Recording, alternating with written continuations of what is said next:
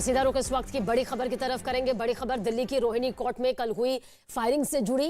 Crime branch ने मामले की जांच शुरू कर दी है। क्राइम ब्रांच के डीसीपी जांच खुद कर रहे हैं। टर्की खुद कोर्ट भी पहुंचे और मामले की छानबीन करते हुए नजर आए। तस्वीर इस वक्त आपके सामने। एक दिन पहले रोहिणी कोर्ट में गैंगस्टर जितेंद्र गोगी को गोली मारकर मौत के घाट उतार दिया गया था। गोगी को पेशी के लिए कोर्ट लाया गया था जब इस वारदात को अंजाम दिया गया। हमलावर वकील की ड्रेस में आए थे। इस हमले में जितेंद्र गोगी की मौके पर ही मौत हो गई थी।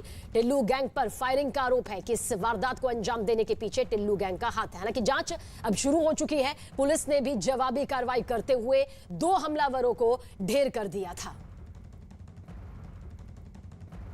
तो शूटआउट मामले की जांच, इसकी तफ्तीश और ज्यादा तेज हो गई है। क्राइम ब्रांच इस पूरे मामले को लेकर एक्टिव मोड पर है। गैंगस्टर गोगी फायरिंग में मारा गया था। दरअसल हमलावर पूरी सोची समझी साजिश के तहत इस वारदात को अंजाम देने के लिए पहुंचे थे। वकील की ड्रेस में थे, वकील की पोशाक में थे ताकि कोई भी उन पर शक ना कर सके। और अब इस पूरे मामले को लेकर जो तस्वीर है वो जांच के सामने आ रही है। जांच का दायरा बढ़ाते हुए आगे देखिए किस तरह से इसकी पूरी जांच पड़ताल अब की जा रही है। गैंगस्टर गोगी का भी जिक्र यहां पर हम कर रहे हैं, जो कि दिल्ली के अलीपुर का रहने वाला था। रोहिणी कोर्ट में कल हुए शूटआउट के बाद जांच लगातार आगे बढ़ रही है। जांच का जिम्मा क्राइम ब्रांच को सौंपा गया है। क्राइम ब्रांच के डीसीपी जॉय टिर्की अपनी टीम के साथ रोहिणी कोर्ट के भीतर मौजूद हैं। 1 घंटे से ज्यादा का वक्त हो गया है जब जॉय टिर्की और उनकी टीम कोर्ट रूम के भीतर जांच कर रही है, मौकाए वारदात का मुआयना कर रही है।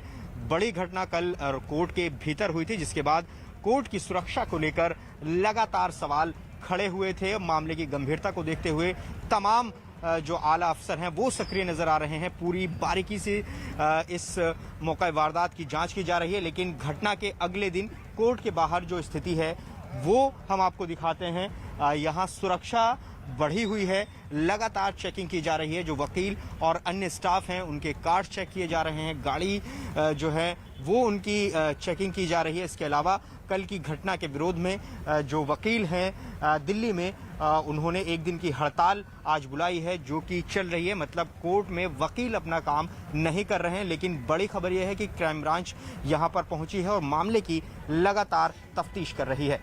कैमरा पर्सन पंकज गोसाई के साथ जावेद मंसूरी, न्यूज़ 18 इंडिया, दिल्ली। और दिल्ली के रोहिणी कोर्ट में एक दिन पहले हुई दिन दहाड़े फायरिंग के बाद जहां कोर्ट के बाहर सुरक्षा बढ़ा दी गई है, तो वहीं इस वारदात के बाद सहमे वकीलों ने दिल्ली पुलिस कमिश्नर से मुलाकात की।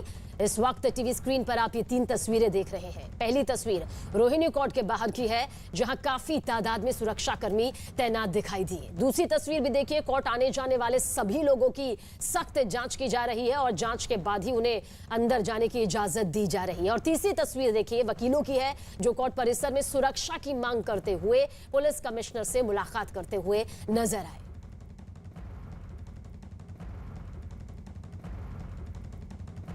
और रोहिणी कोर्ट में हुई फायरिंग मौत के मामले में आपको जानकारी दे दे, न्यूज़ 18 के आनंद तिवारी की खबर है कि दोनों बदमाश जो वकील की ड्रेस में, वकील की पोशाक में कोर्ट के अंदर घुसे थे, वो कोर्ट के पास ही एक किराए के फ्लैट में रुके हुए थे।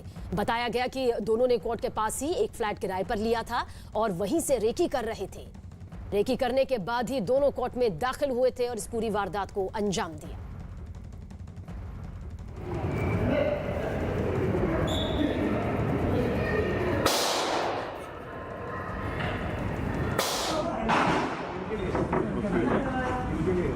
अरे एडवोकेट को बचा लो बेचारी को। मारा किसने?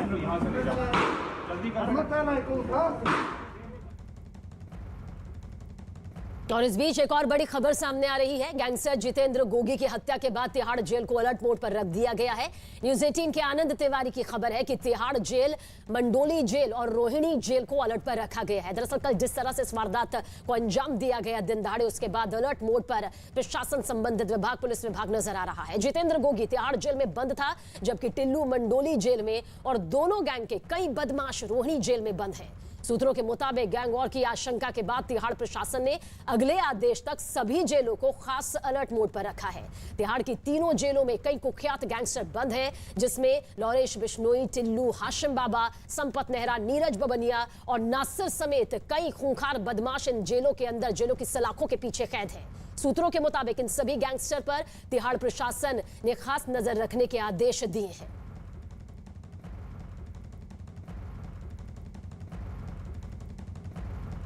तो तिहाड़ जेल में अलर्ट जारी कर दिया गया है ताकि किसी भी तरह से कोई वारदात को अंजाम ना दिया जा सके। सभी पर पैनी नजर रखी जा रही है।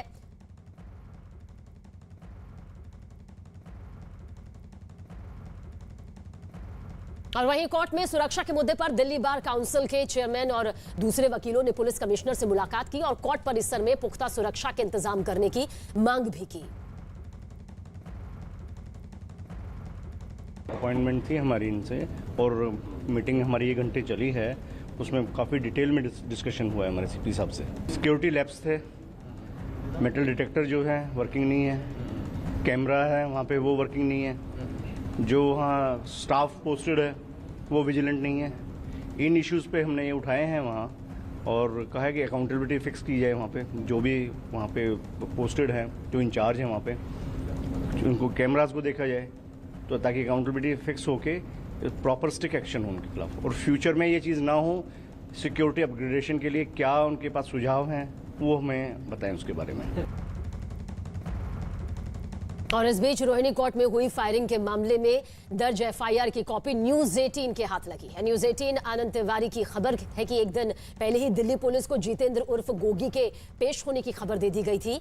एफआईआर के मुताबिक गोगी हाई रिस्क कैटेगरी का मुलजिम था, यानी कि अपराधी था, इसलिए पुलिस को खबर दे दी गई ताकि उसे कई सुरक्षा के बीच कोर्ट में पेश किया जा सके। एफआईआर के मुताबिक जितेंद्र उर्फ गोगी को एसआई सुनील और एएसआई राजेंद्र ने कोर्ट नंबर 207 में पेश किया था। कोर्ट रूम के आसपास कई पुलिस वाले भी तैनात थे। उस वक्त एएसआई गगनदीप सिंह सुनवाई में मशगूल थे। एफआईआर की कॉपी में इस बात का जिक्र है कि सुनवाई के दौरान कुर्सियों से 2 आरोपी वकील की ड्रेस में उठे और जितेंद्र उर्फ गोगी पर फायरिंग शुरू कर दी। एफआईआर में बताया गया है कि ताबड़तोड़ फायरिंग कर रहे बदमाशों को पकड़ना मुमकिन नहीं था, लिहाजा कोर्ट में मौजूद सभी की सुरक्षा के लिए फौरन पुलिस वालों ने जवाबी कार्रवाई की, जिसमें दोनों बदमाश मारे गए, ढेर हो गए।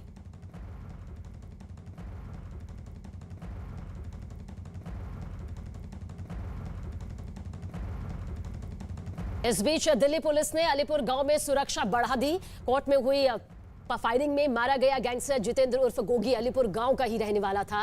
गोगी का अंतिम संस्कार गांव के ही शमशान घाट में किया जाएगा। अंतिम संस्कार से पहले पूरे गांव को छावनी में तब्दील कर दिया गया।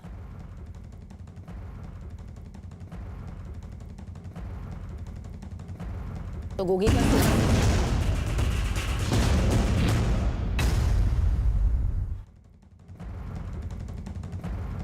और आज प्रधानमंत्री नरेंद्र मोदी संयुक्त राष्ट्र महासभा में भाषण देंगे। न्यूज 18 के शैलेंद्र वांगू की खबर है कि प्रधानमंत्री अपने भाषण में भारत की स्थायी सदस्यता और संयुक्त राष्ट्र में सुधार को भी मुद्दा यहां पर बना सकते हैं, मुद्दा उठा सकते हैं। सूत्रों के मुताबिक प्रधानमंत्री नरेंद्र मोदी कोरोना संकट के दौरान भारत की भूमिका और दुनिया के कई देशों को भेजी गई वैक्सीन और दूसरी सहायता का भी जिक्र कर सकते हैं। इसके अलावा प्रधानमंत्री मोदी अपने संबोधन में अफगानिस्तान के बदले हालात पर भारत का नजरिया भी पूरी दुनिया के सामने रख सकते हैं और आतंकवाद की चुनौती से निपटने के लिए विश्व समुदाय से एकजुट होने की अपील भी करते हुए पाकिस्तान को भी निशाने पर ले सकते हैं। तो प्रधानमंत्री नरेंद्र मोदी का यूएन में संबोधन है। भारतीय समय के मुताबिक 6:30 बजे उनके संबोधन की शुरुआत यहां पर हो सकती है। न सिर्फ हिंदुस्तान बल्कि पूरी दुनिया की निगाहें टिकी हुई हैं, क्योंकि कई अहम मुद्दे होंगे जिनमें प्रधानमंत्री नरेंद्र मोदी सीधा संदेश देते हुए नजर आएंगे। चाहे उसमें आतंकवाद का मुद्दा हो, अफगानिस्तान के जो हालात बने हुए हैं उस मुद्दे को भी यहां पर उठाया जा सकता है। कोरोना महामारी के दौर में हिंदुस्तान की क्या भूमिका रही, उस मुद्दे को भी प्रधानमंत्री नरेंद्र मोदी पूरी दुनिया के सामने रख सकते हैं। प्रधानमंत्री नरेंद्र मोदी ने व्हाइट हाउस में अमेरिकी राष्ट्रपति जो बाइडेन के साथ मुलाकात की। बैठक में दोनों देशों के रिश्तों, कोरोना समेत कई मुद्दों पर चर्चा की गई और इस दौरान दोनों के बीच काफी हंसी ठहाके वाली तस्वीर भी सामने आई। जो बाइडेन ने अपने मुंबई दौरे का जिक्र यहां पर किया और इसका जिक्र करते हुए भारतीय मूल की एक महिला के साथ शादी करना चाहते थे, इसका जिक्र उन्होंने किया। बाद में जो बाइडेन ने कहा कि मुझे बताया गया कि बाइडेन सरनेम के लोग भारत में भी रहते हैं, उन्हें ढूंढकर मुझसे मिलाया जाए। इस बात पर पीएम मोदी और बाइडेन दोनों दिग्गज नेता हंसने लगे। आपने भारत में बाइडेन सरनेम के लोगों के साथ में डिटेल में जिक्र किया। आपने मेरे साथ भी इस बात को उल्लेख किया था। बाद में मैंने काफी कुछ कागजात खोजने की कोशिश की है, कागजात में लेकर के भी आया हूँ। हो सकता है शायद इसमें से कुछ आगे का निकल आए, शायद आपको कुछ काम आए। प्रधानमंत्री नरेंद्र मोदी और अमेरिकी राष्ट्रपति जो बाइडेन के बीच मुलाकात हुई। जनवरी में अमेरिका के राष्ट्रपति बनने के बाद यह पहला मौका रहा जब राष्ट्रपति जो बाइडेन और प्रधानमंत्री मोदी के बीच गर्मजोशी के साथ ही मुलाकात यहां देखने को मिली। दोनों नेता एक दूसरे के साथ बेहद गर्मजोशी के साथ मिले। जो बाइडेन से बैठक में महात्मा गांधी का भी जिक्र किया गया और इस दौरान बाइडेन ने प्रधानमंत्री मोदी से कहा कि दुनिया के सबसे बड़े लोकतंत्र भारत और अमेरिका के बीच संबंध मजबूत, करीबी और घनिष्ठ होने तय है। वहीं प्रधानमंत्री मोदी ने अमेरिका के राष्ट्रपति जो बाइडेन से कहा कि इस दशक को आकार देने में उनका नेतृत्व में महत्वपूर्ण भूमिका सामने आएगा।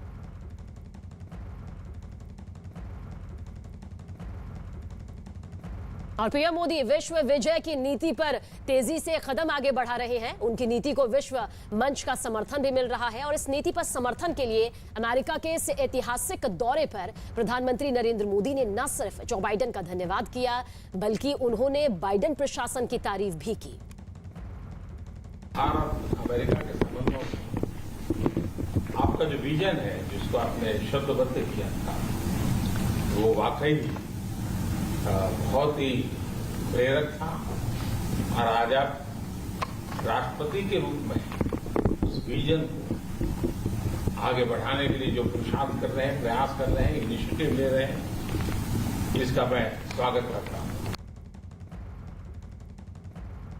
अमेरिकी राष्ट्रपति जो बाइडेन ने भी प्रधानमंत्री मोदी से मुलाकात को ऐतिहासिक करार दिया।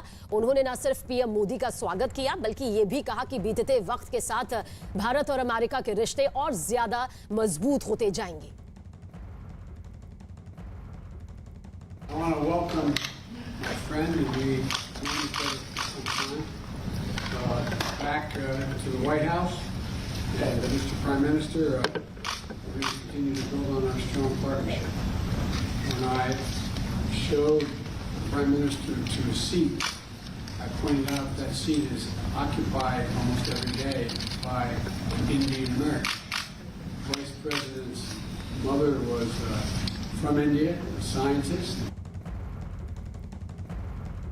क्वाड की बैठक से जुड़ी हुई इस वक्त बड़ी खबर आप तक पहुंचाने जा रहे हैं। न्यूज़ 18 के नीरज कुमार की खबर है कि अमेरिका और क्वाड देशों के साथ बैठक में यह फैसला हुआ है कि भारत, अमेरिका और क्वाड देश पाकिस्तान की आतंकवाद की नीति पर पैनी निगरानी रखेंगे। भारत, अमेरिका और क्वाड देश अफगानिस्तान में पाकिस्तान की हर गतिविधि पर अपनी नजर बनाए रखेंगे।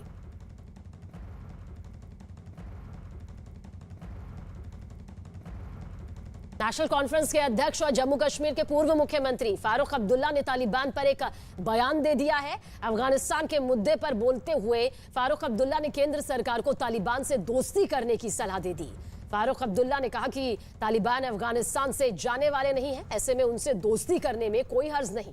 इससे पहले भी फारूक अब्दुल्ला तालिबान के समर्थन में अपना बयान दे चुके हैं। अफगानिस्तान पर तालिबान के राज के बाद फारूक अब्दुल्ला ने उम्मीद जताई थी कि वो वहां बेहतर सरकार चलाएंगे।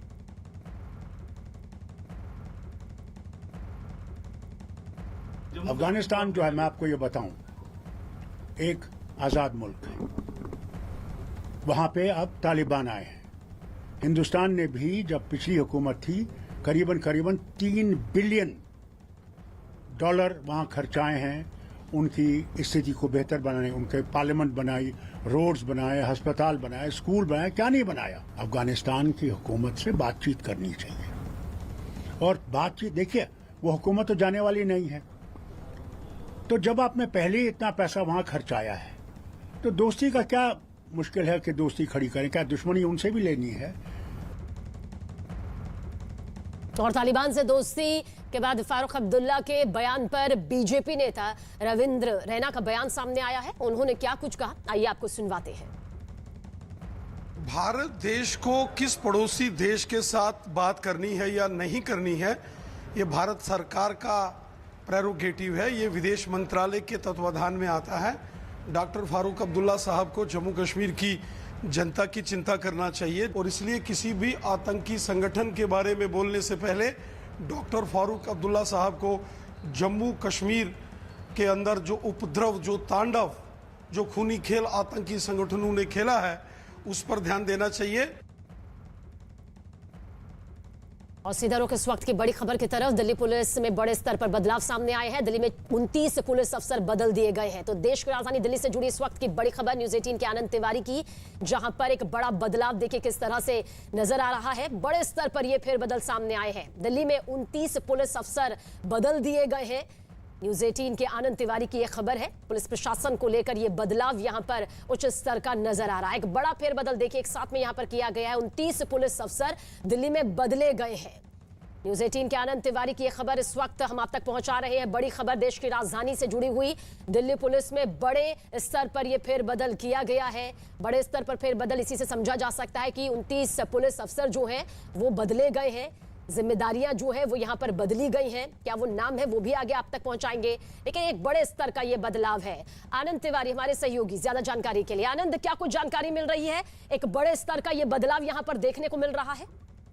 जी देखिए, दिल्ली पुलिस में एक बड़ा फेरबदल हुआ है और कई जिलों के जो डीसीपी हैं उन्हें हटाकर नए अधिकारियों को उन जिलों में तैनात किया गया है। चाहे बात साउथ जिले की जाए या सेंट्रल जिले की जाए, साउथ ईस्ट जिले की जाए, इसके अलावा स्पेशल सेल को और ज्यादा मजबूत करने के लिए उसमें भी अतिरिक्त डीसीपीओ की तैनाती की गई है।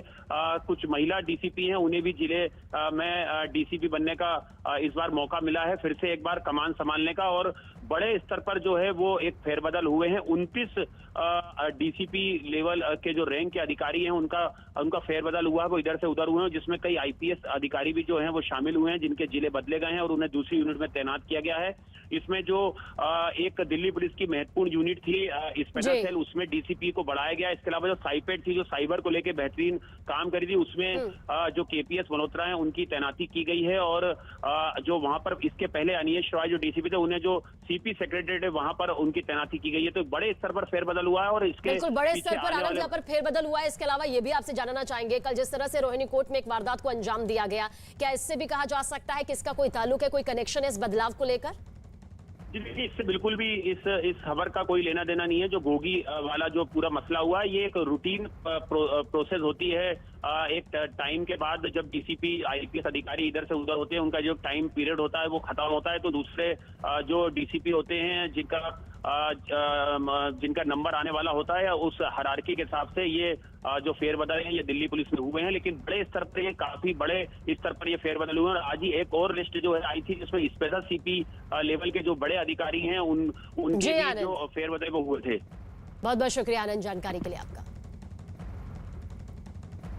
और एआईएमआईएम चीफ असदुद्दीन ओवैसी ने अगले साल यूपी में होने वाले विधानसभा चुनाव के लिए अपने प्रचार अभियान की तेजी यहां पर दिखा दी है। ओवैसी आज प्रयागराज पहुंचे, जहां मंच से उन्होंने कार्यकर्ताओं को संबोधित किया और इस दौरान ओवैसी ने यूपी सरकार को घेरते हुए एक बार फिर मुस्लिम कार्ड खेला। ओवैसी ने दावा किया कि अतीक अहमद चुनाव लड़ सकते हैं और वो उनकी पार्टी से चुनाव लड़ेंगे। साथ ही ओवैसी ने जबरन धर्मांतरण के आरोप में गिरफ्तार किए गए मौलाना कलीम सिद्दीकी के केस को कमजोर बताते हुए उनका बचाव भी किया। मैं हमारी बहन को सलाम करता हूं, बल्कि अतीक साहब के पूरे परिवार को सलाम करता हूं कि इतने मसाइब और मुश्किलात के बावजूद भी अल्लाह ने उनको साबित कदम रखा और वो बड़ी सब्र और हिम्मत के साथ हालात का और एक जाबिर हुकूमत के जबर का मुकाबला कर रहे हैं। और मेरी अल्लाह से दुआ है ये तमाम के तमाम जुल्म के महलात अंदर में तब्दील हो जाएंगे। अतीक साहब कानून की नजर में वो आज भी इलेक्शन लड़ सकते हैं और हमको उम्मीद है कि इंशाअल्लाह ताला वो जरूर आने वाले विधानसभा के चुनाव में इलेक्शन लड़ेंगे। हम अल्लाह से दुआ करते हैं कि अल्लाह सुब्हानहू व तआला मौलाना कलीम को अल्लाह जल्द से जल्द रिहा करवा दे। और जिस कानून में उनको पकड़ा गया, हमने उनके वकील से भी बात की, अबू बकर साहब से हमने उनसे भी बात की, तो उन्होंने कहा कि इंडियन पीनल कोड के सख्त से सख्त सेक्शंस उन पर लगा दिए गए। केस में कोई दम नहीं, उनका वकील कह रहा है जो पुलिस प्रेस कॉन्फ्रेंस में कहती है वो एफआईआर में उसका कोई तस्करा नहीं, एफआईआर में उसका कोई तस्करा नहीं है। उन्होंने कहा कि जरूर इंसाफ मिलेगा। और ओवैसी के साथ मंच पर अतीक अहमद के बेटे अली अतीक अहमद भी शामिल हुए, जिन्होंने योगी सरकार को जमकर घेरा। सियासी घर में पैदा हुआ और बड़ा हुआ, जो कि मैं एक तालिब इल्म हूं, अभी एक स्टूडेंट हूं, लेकिन सियासी माहौल में रहा। और एक बात कहा जाता है कि मछली के बच्चे को कभी तैरना नहीं सिखाया जाता।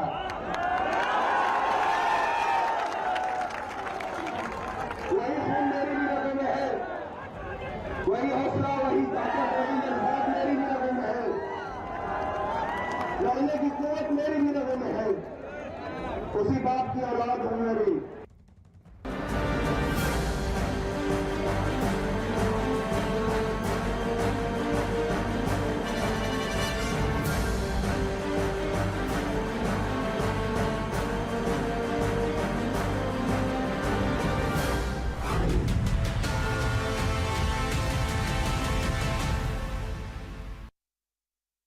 महंत नरेंद्र गिरी की संदिग्ध हालत में मौत के मामले में बड़ी खबर आप तक पहुंचाने जा रहे हैं। न्यूज़ 18 के अजीत सिंह की खबर है कि मौत की गुत्थी सुलझाने के लिए सीबीआई की टीम प्रयागराज पहुंच चुकी है और जांच भी शुरू कर दी गई है। अब से कुछ देर पहले सीबीआई की टीम बागंबरी मठ पहुंची। सीबीआई के ज्वाइंट डायरेक्टर विप्लव चौधरी टीम को लीड कर रहे हैं। बेहद हाई प्रोफाइल ये मामला है, इसलिए पूरी तरह से जांच का दायरा बढ़ा दिया गया है।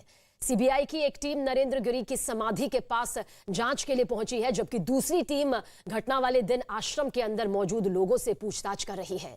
तो वहीं तीसरी टीम उस कमरे की जांच में जुटी है जहां महंत नरेंद्र गिरी का शव मिला था।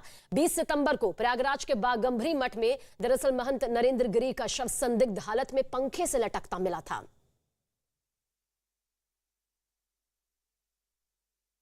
सीबीआई की टीम बाघंबरी मठ पहुंच चुकी है। आप देख सकते हैं तस्वीरों में सीबीआई की टीम यहां पर पहुंची है, जो उनकी सिक्योरिटी है वो पहुंच चुकी है। आप देख सकते हैं कि सीबीआई की टीम जो है अंदर जाएगी और आप ये तस्वीरें देख सकते हैं कि सीबीआई की टीम जो कक्ष है उसकी जांच कर रहे हैं। और देखिए पूरी टीम जो पहुंची है वो आप देख सकते हैं, सीबीआई की पूरी जो टीम है वो आप देख सकते हैं। सीबीआई की टीम जो है अंदर जाएगी, इसके साथ ही अंदर जाएगी और सीबीआई की टीम यहाँ पर जांच पड़ताल करेगी। जो कक्ष है वो आप देख सकते हैं कि सीबीआई की जो पूरी टीम है, यहाँ से आप जो तस्वीरें हैं देख सकते हैं। गेट खुल रहा है, गेट खुल रहा है, ये तस्वीरें हम दिखाते हैं। हालांकि गेट में ताला बंद है, ताला बंद है, उसको खोलने की कोशिश की जा रही है। जो शीशा है गाड़ी का वो बंद है, वो आप पूरी नज़दीक से चाहे कैमरा पर्सन से दिखाएं वो दिखा सकते हैं। गेट में ताला बंद है, गेट में ताला बंद है, वो आप देख सकते हैं। अब इसको खोला जाएगा।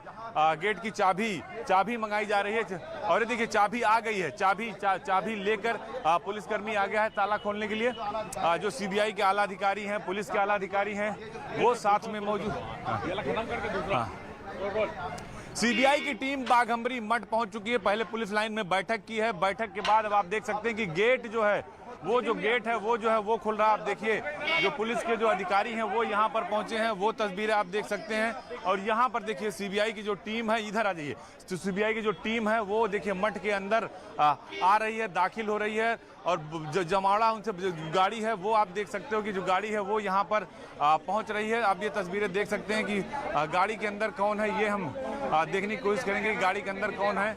गाड़ी के अंदर जो सीबीआई के अधिकारी हैं वो आप बैठे हैं, वो आप देख सकते हो कि सीबीआई के जो अधिकारी हैं वो यहाँ पहुँचे हैं और पीछे के रास्ते से इधर की तरफ हो जाएंगे। सीबीआई की टीम इधर से जाएगी। आप देख सकते हैं कि सीबीआई के अधिकारी यहाँ पहुँचे। सर अंदर कोई नहीं आएगा। देखिए अब इसके बाद किसी को जाने की इजाज़त नहीं है। जो सीबीआई की टीम है वो यहाँ पहुँच चुकी है। देखिए सीबीआई के एक अधिकारी इधर से गए हैं, जो उनकी पूरी टीम है वो आप देख सकते हैं कि दूसरी गाड़ी से जो सीबीआई के अधिकारी हैं, कहा जा रहा है कि जो लीड कर रहे हैं पूरी जांच को, वो बकायदा जो है यहाँ पर जांच कर रहे हैं और वो यहाँ पर पहुंचे हैं। तो आप देख सकते हैं तस्वीरें। सीबीआई बाघंबरी मठ फाइनली पहुंच चुकी है। महंत नरेंद्र गिरी के कक्ष का भी निरीक्षण करेगी। सीबीआई की टीम बाघंबरी मठ पहुंची है। पहले वो पीछे के दरवाजे से गए हैं, वहां महंत का जो कक्ष है वहां पर पहुंचे और अब देखिए सीबीआई की टीम उस तरफ दिशा रुख कर रही जहां पर उनका कमरा था। और देखिए सीबीआई के 4 से 6 अफसर आपको तस्वीरों में दिख रहे होंगे। विप्लव चौधरी जो सीबीआई के ज्वाइंट डायरेक्टर हैं वो इस पूरे ऑपरेशन को लीड कर रहे हैं। हालांकि लगभग 12 सदस्यीय जो सीबीआई की टीम है वो यहाँ पर पहुंची है।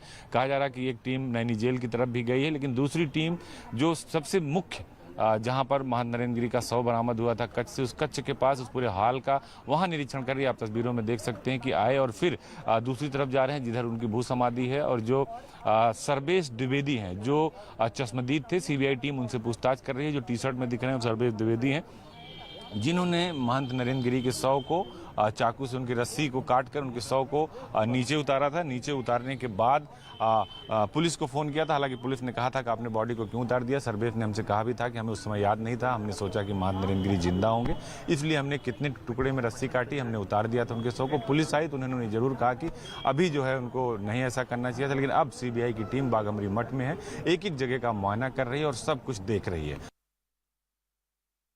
महंत नरेंद्र गिरी मौत के मामले में सीबीआई ने जांच अपनी शुरू कर दी है।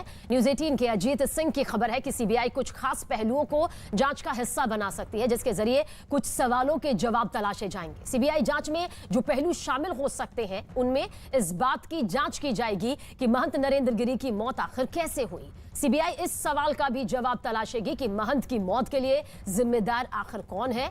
इस सवाल का जवाब भी तलाशा जाएगा कि अगर महंत ने फांसी लगाई तो क्यों लगाई, इसके पीछे की वजह क्या रही। और यही नहीं, सीबीआई इस सवाल का जवाब भी तलाशेगी कि अगर साजिश हुई तो यह साजिश आखिर किसने रची और साजिश को अंजाम कैसे दिया गया। इस सवाल का जवाब भी तलाशा जाएगा कि क्या आनंद गिरी के उकसाने पर महंत नरेंद्र गिरी ने आत्महत्या जैसा कदम उठाया। सीबीआई यह भी जानने की कोशिश करेगी कि अगर आनंद गिरी महंत को बदनाम करना चाहते थे तो महंत नरेंद्र गिरी ने इसकी जानकारी पुलिस को क्यों नहीं दी।